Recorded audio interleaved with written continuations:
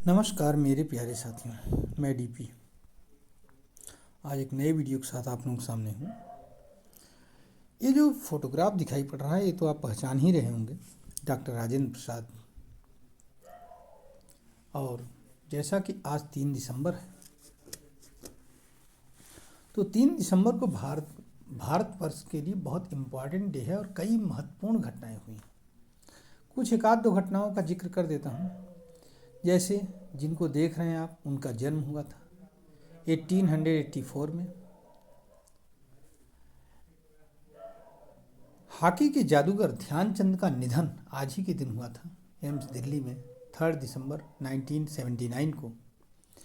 भोपाल में gas tragedy हुई थी 1984 में, वो भी आज ही के दिन हुई थी रात के वक्त 3 दिसंबर 1984 या 3 दिसंबर 1984 में। और ऐसा माना जाता है कि इसमें 25,000 लोग करीब मरे थे। वहाँ एक फैक्ट्री थी, यूनियन कार्बाइड फैक्ट्री।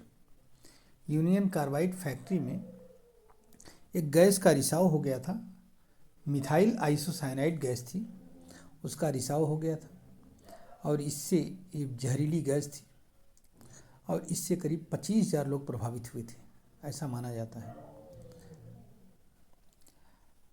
आइए अपने डॉक्टर बाबू राजेंद्र प्रसाद के विषय में बात करते हैं। इनका जन्म भी 3 दिसंबर 1884 3 दिसंबर 1884 को छपरा में एक गांव पड़ता है जीरादेई, वहाँ पर हुआ था। इनके पिताजी का नाम महादेव सहाय था, माता का नाम कमलेश्वरी देवी था।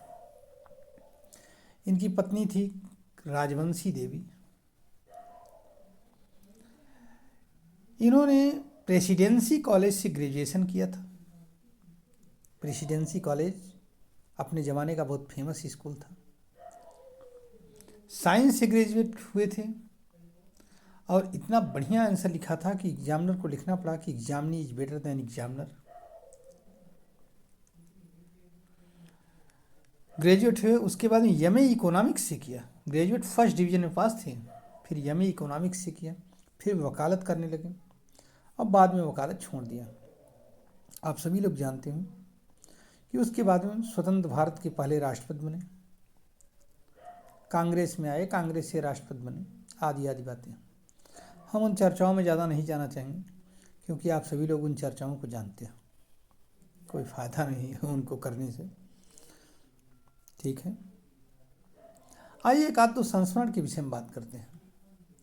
बेहद साधारण व्यक्ति थे, सादगी से जीते थे, अपने उसूलों पर रहते थे। अब इनके उसूलों की ही बात है तो जब सोमनाथ मंदिर का उद्घाटन समारोह शुरू हुआ तो उसमें नेहरू के विरोध के बावजूद डॉक्टर राजेंद्र प्रसाद जी उसमें शामिल हुए थे। ये अपने आप में एक मायने रखने वाला विषय था। उस समय नेहरू का विरोध करना आसान नहीं था क्योंकि नेहरू राजनीति के पटल पर छाए हुए थे। ऐसे व्यक्तित्व थे डॉक्टर राजेंद्र प्रसाद। एक बार जो सोचते थे उसको करते थे। महादेवी वर्मा का संस्मरण एक सुनने को मिला कि राष्ट्रपति भवन में बड़े साधारण सादगीपूर्ण जिंदगी जीते थे। पीढ़े पर बैठ करके खाना खाते थे, जमीन पर गोबर से लिपा पुता इनका रसोइया होता था। इनकी वाइफ खाना बनाती थी या एक महाराजीन बुआ रहती थी वो बनाती थी। तो महादेव वर्मा को बुलाया एक बार इन्होंने, तो इनकी पत्नी ने लिख दिया कि भाई हमें 2-3 सिरकी के सूप जरूर ले आना। सूप इसके बने होते हैं, सरकंडे के बने होते हैं, उससे फटका जाता है, चावल वावल साफ किया जाता है। तो इनकी पत्नी ने लिखा था, लिहाजा महादेव वर्मा जो है सिरकी की सूप और टोकरी बांध करके लेके चली। अब वहाँ से राष्ट्रपति भवन से कोई गाड़ी आई थी रिसीव करने के लिए इनको। तो ये हुआ कि मिसेज और मिसेज मतलब राजेंद्र प्रसाद स्वयं आई थी। तो ये हुआ कि अभी सूप को कैसे ले चले, अंदर तो रखने की जगह ही नहीं है। जब उसमें 2-3 लोग बैठ गए गाड़ी में, जगह नहीं बची, तो उसको ऊपर छतरी पर बांध दिया गया। अब राष्ट्रपति भवन की गाड़ी छतरी पर सूप बंधा हुआ धड़ धड़ चली जा रही है। महादेव वर्मा जी लिखती हैं कि वैसा अब उनको स्वयं ऐसा फील हो रहा था कि जैसे पूरा भारत इसमें सिमटा हुआ है। और यही भारत है, गांव का ही भारत तो भारत है।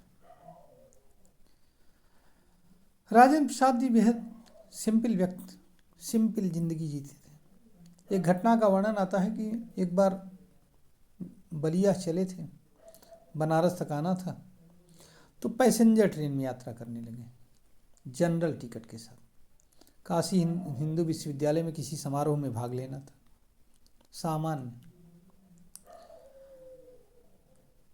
अब जो कुछ लोग बैठे तो इनकी स्टाइल को समझ पाए नहीं पूरी बात, यंग लड़के थे, वो मजाक बनाना शुरू कर दिए। और जब बाद में उन लोगों ने देखा कि ये जो व्यक्ति हमारे बगल में बैठा हुआ था ये यहाँ पर मुख्य अतिथि हैं, तो इनको बड़ा, बच्चों को भी बड़ा awkward फील हुआ और वो अपने आप में बड़े शर्मिंदा हुए। बाद में जाकर के माफ़ी मांगी इनसे। तो ऐसे साधारण व्यक्तित्व, आइए इन व्यक्तित्व को हम लोग प्रणाम करते हैं, नमस्कार करते हैं, इस उम्मीद के साथ कि हर व्यक्ति डॉक्टर बाबू राजेंद्र प्रसाद की तरह ही साधारण लेकिन दृढ़ प्रतिज्ञ और काम के प्रति लगनशील रहेगा। नमस्कार। आशा है कि आप इसे लाइक करेंगे, शेयर करेंगे।